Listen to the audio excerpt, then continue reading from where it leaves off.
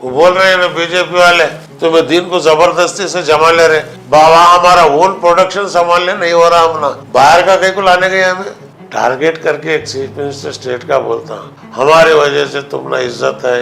अरे हजारों साल से है हमें यहाँ।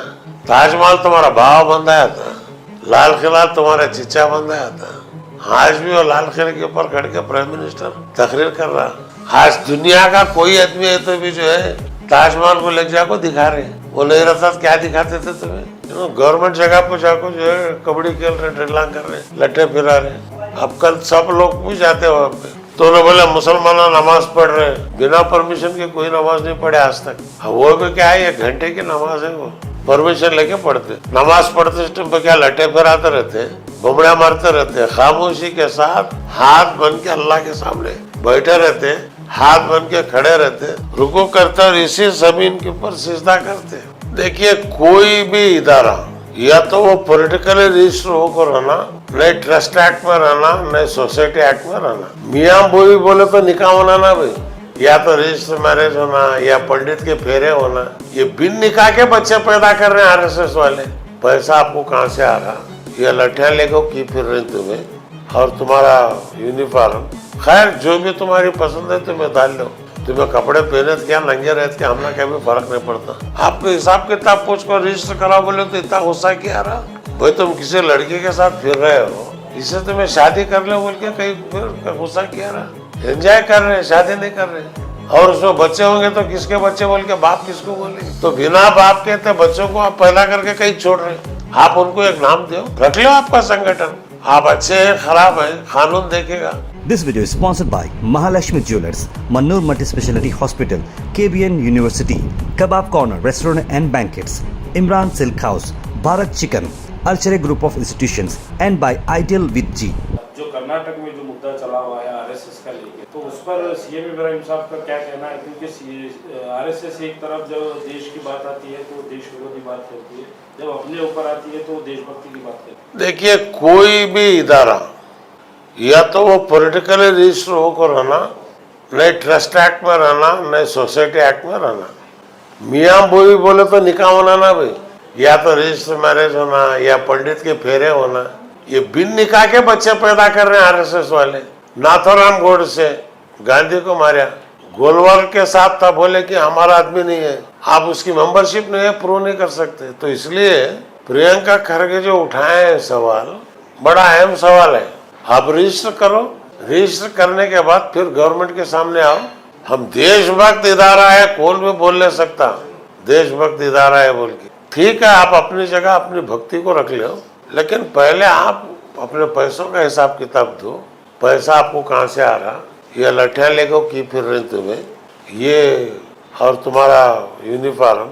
खैर जो भी तुम्हारी पसंद है तुम्हें डाल लो, तुम्हें कपड़े पहने थे क्या, नंगे रहते क्या, हमने क्या भी फर्क नहीं पड़ता। लेकिन जो भी काम करो बाबा साहेब अम्बेडकर का एक संविधान है, उस संविधान के मातहत काम करो, यही हमारी ख्वाहिश है। और कोर्ट में भी यही पूछना था, अर्जी डालते ही पूछे हमला मार्च फास्ट करने के वास्ते परमिशन नहीं दे रहे, तो कोर्ट सबसे पहले इनको पूछना था कि आप रजिस्टर हैं क्या, कौन से सोसाइटी एक्ट में है, किसमें, वो ला के रखो। वो बोले रहता तो किस्सा खत्म होता। सर कहीं ना कहीं इन मुद्दों के पीछे जो है ना जो डेवलपमेंट है स्टेट का, वो कहीं ना कहीं रुका हुआ नजर आ रहा है। जैसे कि हाल ही में जो किसानों का नुकसान हुआ है, जो किसानों को जो ऋण देना था, वो कहीं ना कहीं छुप चुका है इस मुद्दे के पीछे। देखिए आरएसएस को किसानों का मुद्दा, बेरोजगारी का मुद्दा, दलित का, ये कोई कुछ भी नहीं है। वो उनका एक ही मुद्दा है, भगवा झंडा और मनुस्मृति, इसको इस देश में लागू करना है। इनकी ख्वाहिश यही है। सरदार वल्लभ भाई पटेल खुद लिखे थे कि भाई इनको देश से खतरा है।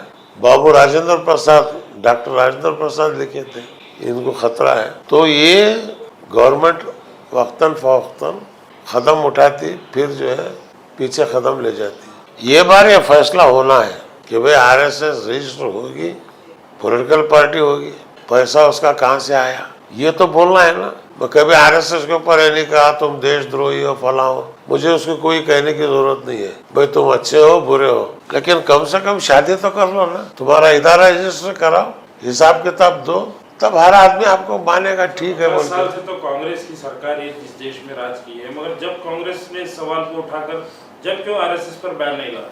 नहीं, वही तो उनको पूछना था, मुझे पूछे तो क्या बोलो। आपसे एक सवाल है कि कांग्रेस अब जब सवाल उठा रही देखिए, है, कांग्रेस सवाल उठाए, उस वक्त भी उठाए, इमरजेंसी में बैन करे, फिर उसको लिफ्ट करे, वो होता जाता रहा है। बुनियादी चीज जो है ये तय होना है, कोई संगठन बिना रजिस्ट्रेशन के काम कर सकता है क्या?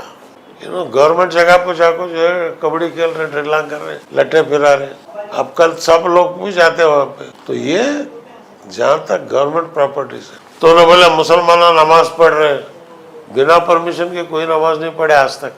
अब वो भी क्या है, 1 घंटे की नमाज है, वो साल में 1 बार या हफ्ते में 1 बार परमिशन लेके पढ़ते। नमाज पढ़ते टाइम पे क्या लट्ठे फिराते रहते, बुमड़ा मारते रहते, खामोशी के साथ हाथ बन के अल्लाह के सामने बैठे रहते, हाथ बन के खड़े रहते, रुकू करते और इसी जमीन के ऊपर सिजदा करते।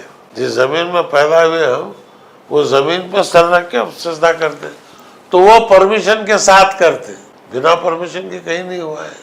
सर इस मुद्दे के बाद जब प्रियंका खड़गे ने इस सवाल को उठाया तो देखा गया कि पूरा कर्नाटक लेवल ही नहीं बल्कि देश के दूसरे स्टेट के मिनिस्टरों ने भी प्रियंका खड़गे को टारगेट किया, तो कहीं ना कहीं प्रियंका खड़गे को टारगेट किया जा रहा है। नहीं, वो तो कोशिश कार्यशैली करते ना अभी, सब जगह है, सब जगह है, हर जगह से जो टारगेट का कार्यशैली करने की जरूरत ही नहीं है। सिर्फ आरएसएस बोले ठीक है भाई हम रजिस्टर करा लेते हैं, हिस्सा खत्म है, हमारे हिसाब दे देते हैं, हिस्सा खत्म है। आपको हिसाब किताब पूछ कर रजिस्टर करा बोले तो इतना गुस्सा क्या रहा भाई? तुम किसी लड़के के साथ फिर रहे हो, इसे तुम्हें शादी कर ले बोल के कहीं फिर गुस्सा क्या रहा?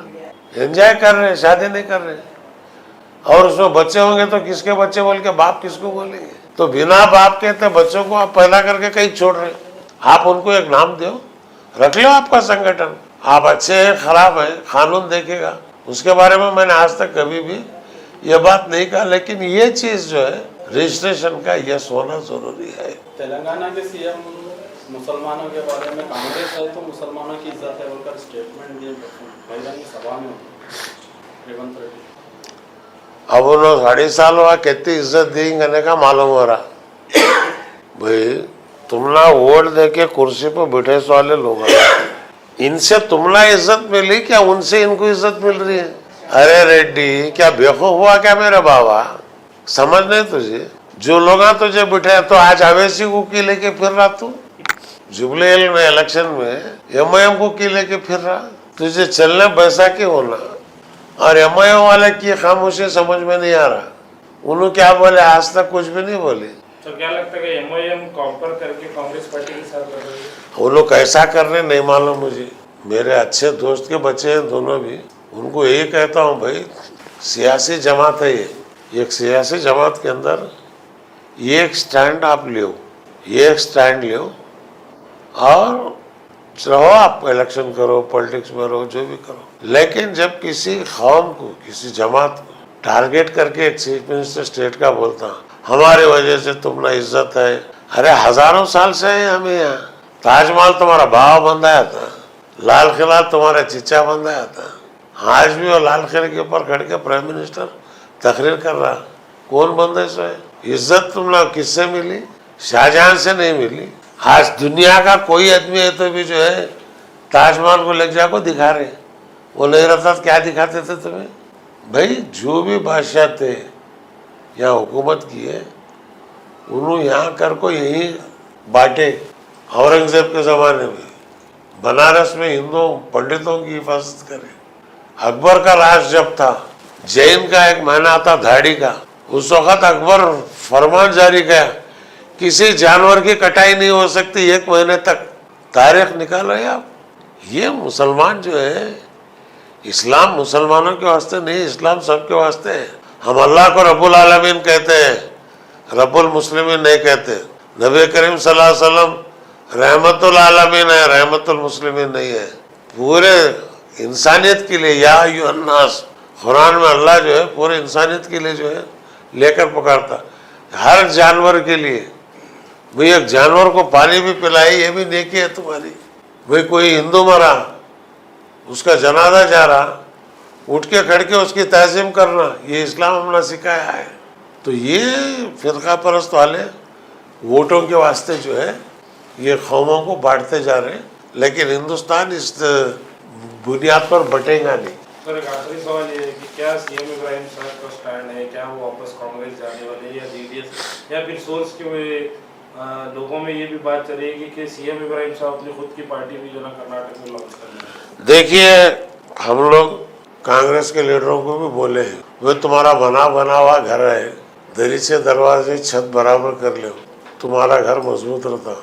और तुम्हें जो इलेक्शन के टाइम पर वादे करे 4% रिजर्वेशन रेस्टोर करेंगे, 10,000 करोड़ रुपए बजट में देंगे, एजुकेशन पॉलिसीज के अंदर जो है बाबा साहेब अम्बेडकर का संविधान जो बोलता उस संविधान के तहत लाएंगे, और भक्त भंडारी बसवण्णा का जो सिद्धांत है उस सिद्धांत के ऊपर जो है हम लोग रियासत को चलाएंगे। वो अगर आप करेंगे तो तीसरी ताकत बनाने की जरूरत है। अगर वो आप नहीं करते तो हम मजबूरी से घर में बैठ नहीं सकते, हमको बाहर उतरना है, दूसरी एक तीसरी ताकत को बनाना है। आने वाले दिनों में जेडीएस की क्या फ्यूचर रहेगा? जेडीएस क्या है, उन्हें वो बेचारा पापो 1 साल के मिनिस्ट्री के वास्ते गए हो, अब वो जब तक उनके साथ है इन्होंने खत्म ही है, कोई इनका वजूद बचा नहीं। अब बाहर आपने लोग बोलते हैं, लोगों का जो है भरोसा गंवा लिए, तो ये बीजेपी के साथ रह के जिंदगी बसाना है। सर उन्होंने कहा था मुझे मुसलमान की वोट के ऊपर मैं डिपेंडेबल नहीं हूँ इलेक्शन के मौके, आपको याद होगा ऐसा? इसलिए चनपट का इलेक्शन देखे ना,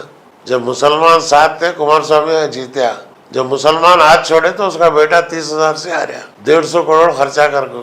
वे मुसलमान की वोट जो है सिर्फ मुस्लिम ही नहीं है, मुस्लिम हमेशा जो है दलित के साथ, पिछड़ों के साथ, अपर कास्ट के लोग अच्छे भी है उनके साथ। अब यहाँ गुलबर्गा में देखिए, शरण बसा पापा का एक तरफ, बंदा नवाज रहमतुल्लाह अलैह का एक तरफ, दोनों किस तरह मिलके 1000 साल से चलते जा रहा। कभी ना इत्तेफाकी नहीं है, इत्तेफाक है, वो भी आते ये भी आते, वे मिलजुल है।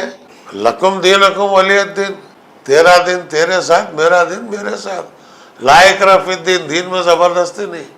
वो बोल रहे हैं ना बीजेपी वाले, तुम्हें दीन को जबरदस्ती से जमा ले रहे, बाबा हमारा ओन प्रोडक्शन संभालने नहीं हो रहा, हमने बाहर का कहीं को लाने गए, हमें जरूरत ही नहीं है। तो ये जो है हम लोग कभी किसी को कन्वर्शन या जात में ये कभी नहीं, कोई आया अल्हम्दुलिल्लाह, नहीं आया अल्हम्दुलिल्लाह। कई लोग यहाँ से उधर गए, जाओ, कई लोग हिंदुइज्म में कन्वर्ट हुए, कभी हम रोकने नहीं गए।